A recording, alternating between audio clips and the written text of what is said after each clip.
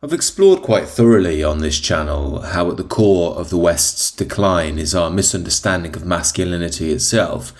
In the modern era, we only understand masculinity in a negative light. You'll never hear masculinity spoken about positively unless it's a masculinity which apes femininity. It's about softness and compassion, or of course it's an ethnic minority masculinity. I've also explored how we got here because many men have been demoralised, they've been divorced from their tradition. You could argue that started after the war, when many men saw such brutal things, they weren't so interested in the transcendent any longer. You could also say as we lost our grip on our tradition, all sorts of alien forces came in and disrupted the very core of the West. Feminism is one of those, the Frankfurt School you often hear mentioned, and so on. This brings us up to modernity, where modern men are more interested in chasing money and the promises of sex and so on, whereas women have taken a lot of the cultural control, especially in the media and universities. And now we're witnessing the results, which are quite amazing. This is a graph from America showing differing opinions on political figures. You can see white men with no degree had plus 41 for Donald Trump. White women had minus 38. You can also see that white women are plus 31 when it comes to DEI, and white men with no degree minus 40. As I've also explored on the channel before, we can roughly describe the right as masculine and the left as feminine. And it goes to show men and women are increasingly, just like the left and right, speaking a totally different language. And things aren't much better here in the UK. This is a poll from YouGov asking people, do you think masculinity is inherently a bad thing? Now look at the red lines. On the left we have men answering this question between 18 and 29, 7 out of 100 think masculinity is inherently bad. When it comes to women, the red line on the right, 14 out of 100 think masculinity is inherently bad. Yet more interestingly, if we go back to this red line on the right for the women, we can see that only 2 out of 160-plus-year-old women think masculinity is inherently bad. Go to the top right and you can see that 60 out of 100 women over 60 think that masculinity is actively a good thing. Now this tells us something else, and that's that women haven't always thought this way. Something has radicalized women against men in the last 2 or 3 generations. Now the obvious answer here is the massively negative impact of feminism, well explained by this tweet here. You can see this old fella and his wife with their beautiful garden and their humble home, clearly in love with one another, and then all the colour from his life has gone when she's presumably died. A very moving picture, and I think that can remind us of many of our own grandparents. Yet now you can see how the modern women are trained to think about this. This feminist states that she took her free domestic labour with her when she died. Of course, modern women are trained to think that men and women are in competition, that women have been abused by men as mothers, as wives that place the family above their own career. Yet it's quite interesting when we go back to this poll and see that 60 out of 100 women over 60 view masculinity as inherently positive. I mean, these are the women that were supposed to be impacted by male oppression the worst, yet they actually value men the most. And this begs the question of our age, of course. Maybe these women actually love their husbands. While you can always find examples of tyrannical behaviour from men, by and large, you'll find that older generations really did value each other, and the hierarchy of the family, it created stable children and also a stable society at large. And it does beg the question, is the feminist world actually safer for women? Of course, women seem to want this ideal where all men are perfectly behaved, but I suppose in the traditional understanding you would have to acknowledge there are always going to be tyrannical and psycho men.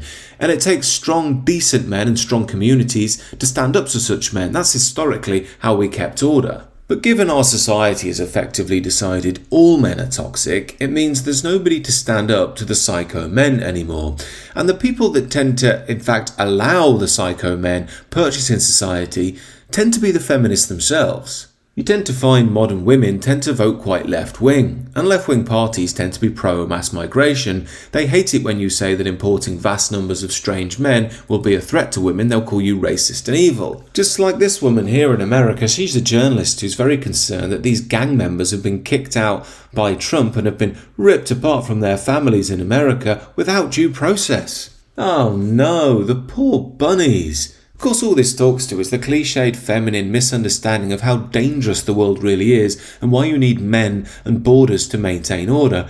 Something we've forgotten over here in the UK as well. Why on earth has this woman been made a police officer? I mean, look at this lady. She's about 4'3" and clearly terrified of this guy who's charging down upon her, and it takes a toxic white male bigot to stand up in the way to try and maintain some order. And this is mild compared to some of the things that have happened. How many times have we seen examples like this? This is a naive liberal American journalist who went to Egypt during the Arab Spring revolts, blonde hair out, standing amongst a baying crowd. Now, any man worth his salt would tell this woman, what on earth are you thinking going somewhere like that, basically by yourself with these men? You'll be lucky to get out alive.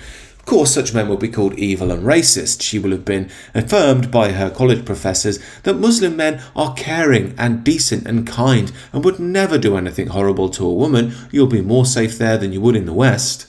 Now, as you might imagine, she did get sexually abused en masse and then came back to the US to tell her sob story.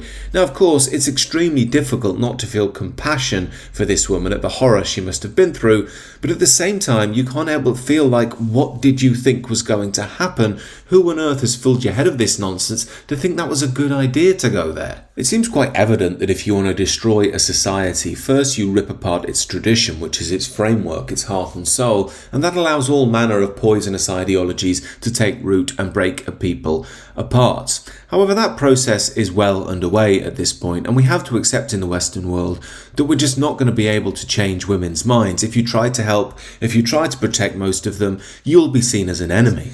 And in the meantime, it seems to me that the solution for us is to start building our own God-fearing traditional communities, which are actually safe havens in the chaos of modernity. In essence, I think this is time to move away from the judgment of the world, which is so lost in chaos and sin anyway, who cares about its judgment, and move towards the judgment of God, which is based in justness, trying to build stable societies in our own little corners of England.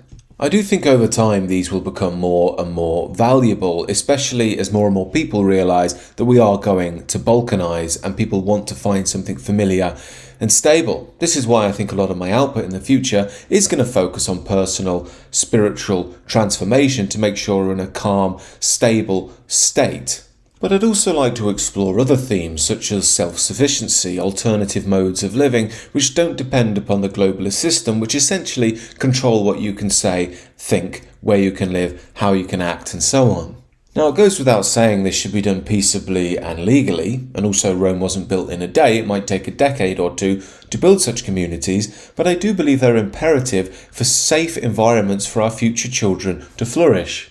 Now, we'll be exploring this all the more in recent videos. I have a few interviews planned as well. And do check out the new channel on spiritual transformation if you're interested, as well as the Substack where you can connect with me exclusively. Other than that, do let me know your thoughts below, and do consider subscribing to the channel if you're new.